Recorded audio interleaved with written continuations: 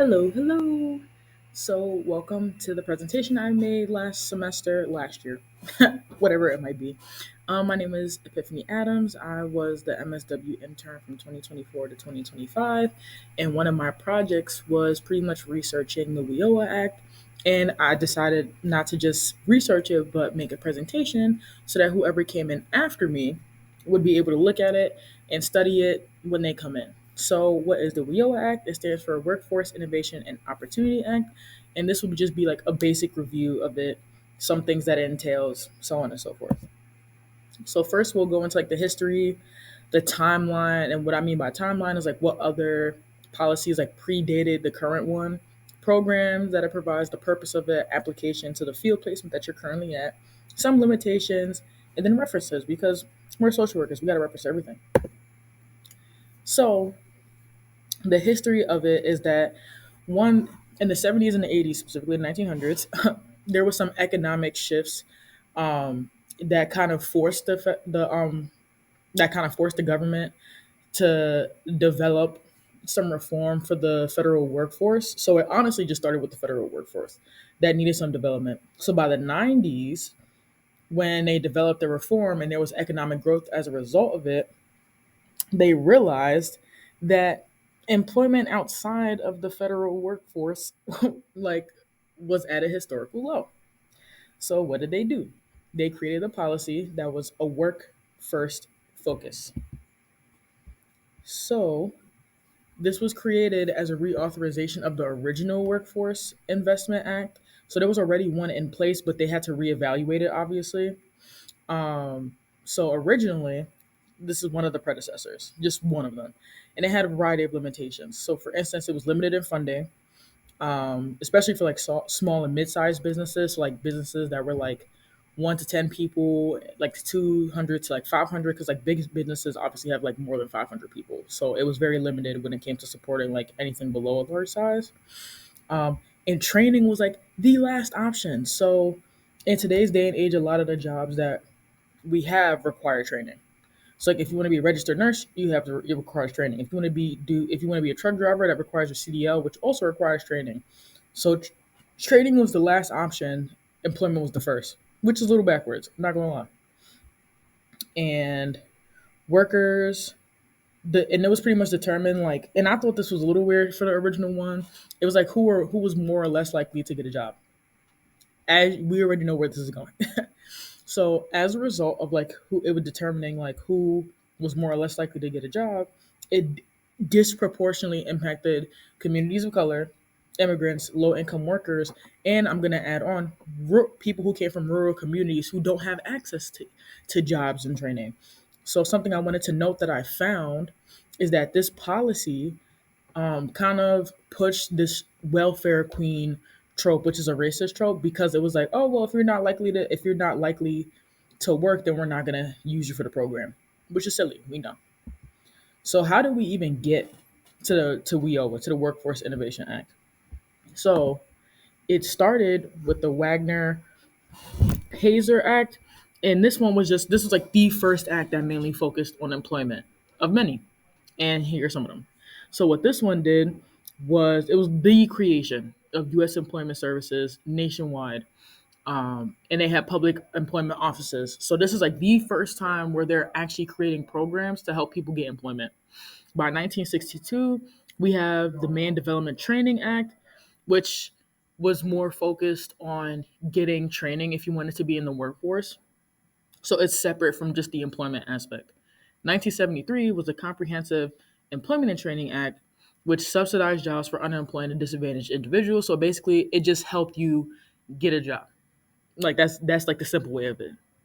Um, by 1982, we get to the Job Training and Partnership Act, which created four individual programs that provided federal funding to support job training for different groups of people. By 1998, which we were just talking about, we had the WIA Act, which we already know has some limitations, but this was the start of one-stop systems where people were able to come in and get advice on like employment services and have access to them. And then by 2014, we have WIOA. which came with like additional measures and like streamlined different programs, like way more programs than the original act. So, some of the agency partners that come with the WIOA is like the Department of Education, because part of the training is also going to college. And I'll get to that later. The Health and Human Services and the Department of Labor, because the Health and Human Services is interesting because a lot of people do want to go into these fields. Like I've found through this field that people will go into healthcare a lot or they'll get their CDLs. So it makes sense that we're partnering with Health and Human Services because they're one of our large employers in areas of training. But note a couple of things. So these departments help to provide information and resources, state, locally, and for nonprofits, just to name a few, that benefit off of these programs. So they're able to provide like trainings and employment opportunities. So we always like mainly partnering with these three, but of course they partner with a bunch of other ones, but these are like the big three. And note, in 2000, we had the creation of the National Skills Coalition, which pushed for reform of WIA because, as we saw, it had a lot of limitations, and it was a pretty racist bill when you really went down to it because a lot of communities of colors did not have access to this and weren't like deemed workable or employable is the better word, which we know is not true, and that's not okay. So that's why the WIOA got reauthorized. So, what are some of the programs that are offered under WIOA? So, for one, there are youth programs starting from by law 16, but here it's 17 up until 24.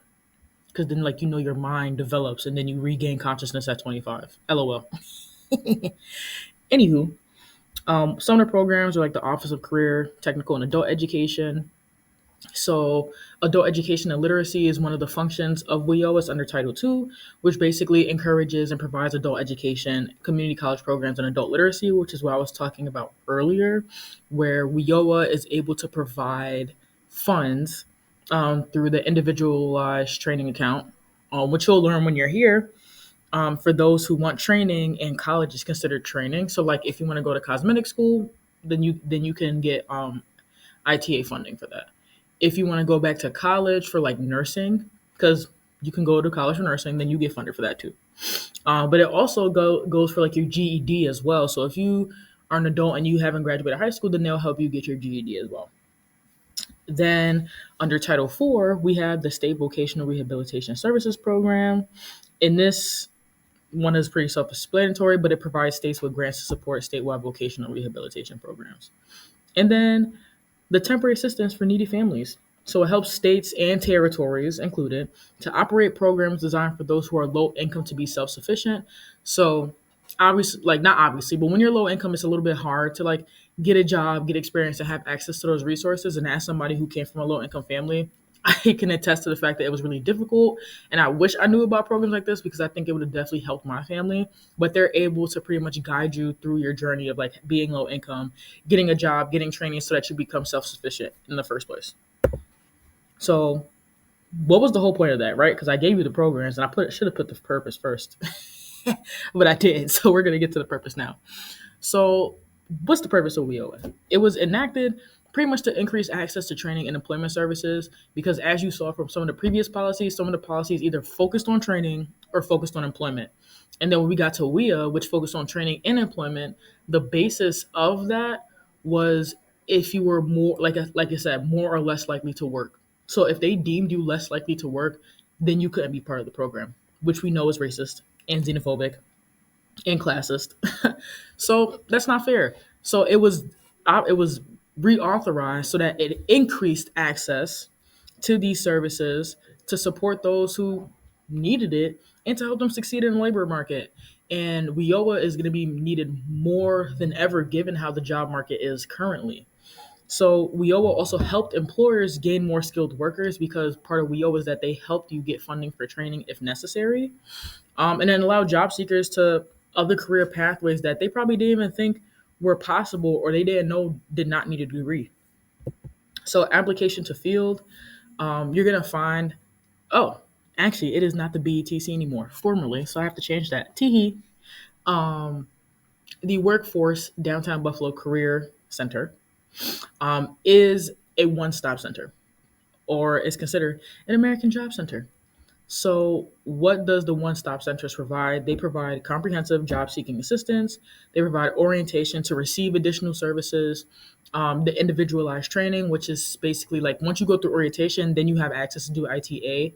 Because given your career goals, like the counselor will pretty much like assess, okay, like what are your career goals? What do you need to do? So if like your career goal like require like if you wanted to be a nurse, then you know you have to go through a certain program. It requires training, so you're gonna end up going through the ITA. Or if you like want to, because a lot of times people want to get their CDL, that requires training, so then they'll also go through the ITA. Um, and even if you want to get your GED, right, depending on if that costs money, then you'll go through the ITA. So one of the things is if you want to go through the ITA, it's important to note that it has to be a high demand job, and the Department of Labor gives a page. You'll be able to access it though, because Dixie will give it to you or Dr. Hall.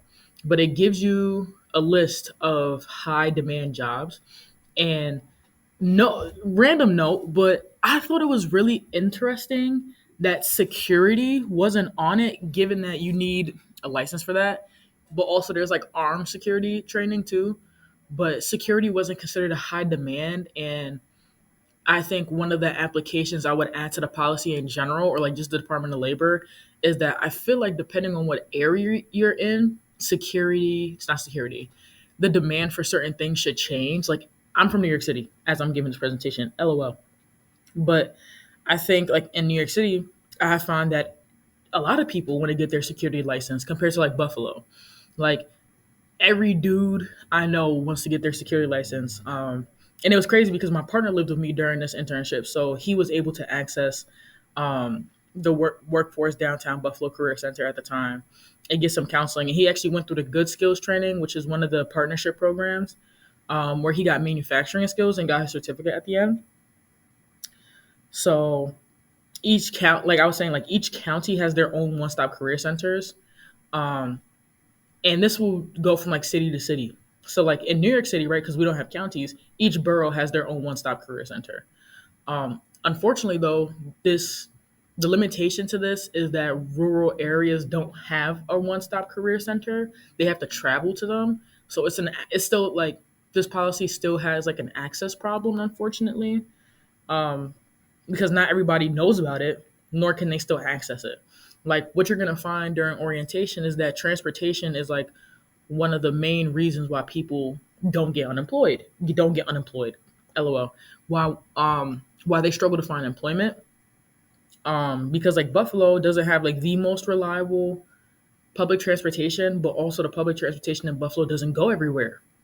Like public transportation doesn't fully go into Orchard Park. Like most parts of Orchard Park, you kind of have to walk. Um, but that's I don't think Orchard Park is part of Buffalo. I don't know. I'm from the city, but that's kind of like the point of there's still like this access problem that you'll find.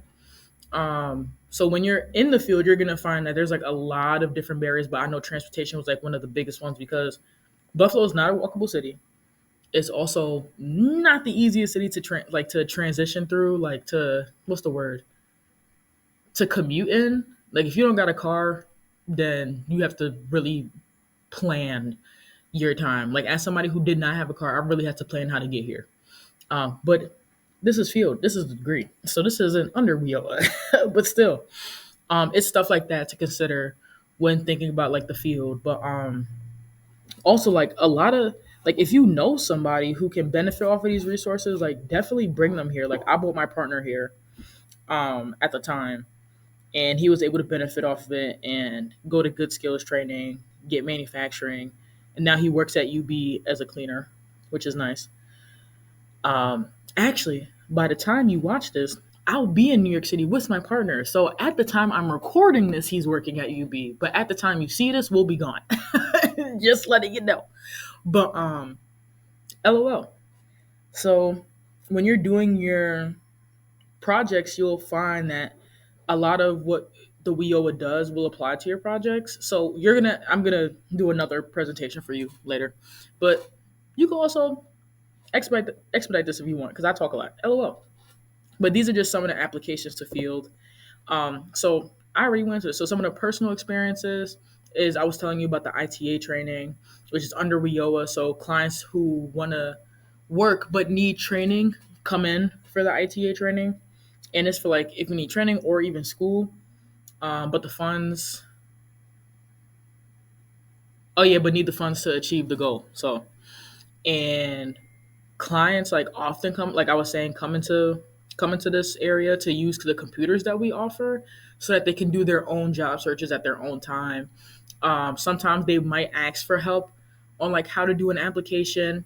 I gladly obliged when I could because like my first 2 weeks I was shadowing Tamar, and she's like our front desk administrative assistant person at the time of this recording. So I like often would like just help her when I could when I first shadowed, just so like I was able to help the clients with what they needed, and it was enjoyable. So, but also youth clients take advantage of the services too. So 16 to 24 is like the policy, but I think here we just do 17 to 24. So they come for employment or GED purposes as well. Some of the limitations I was talking about is that those who need the training are still hard to reach because not everybody has access to come here, especially because like the original location was a little bit more accessible than this one. Like this location is closer to the water, like closer to Canada, like no pun intended. Um, the program is still horribly underfunded.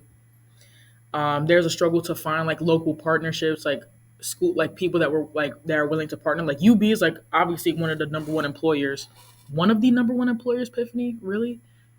UB is like the number one employer in Buffalo, obviously.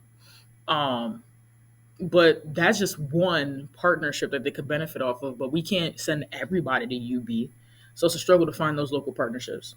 But also, again, there's not enough funding to support the demand in jobs because, as we're going to see, and I'm going to talk about this next, we're going to see a much higher increase in jobs as times go on for a reason that I'll talk about in the next slide.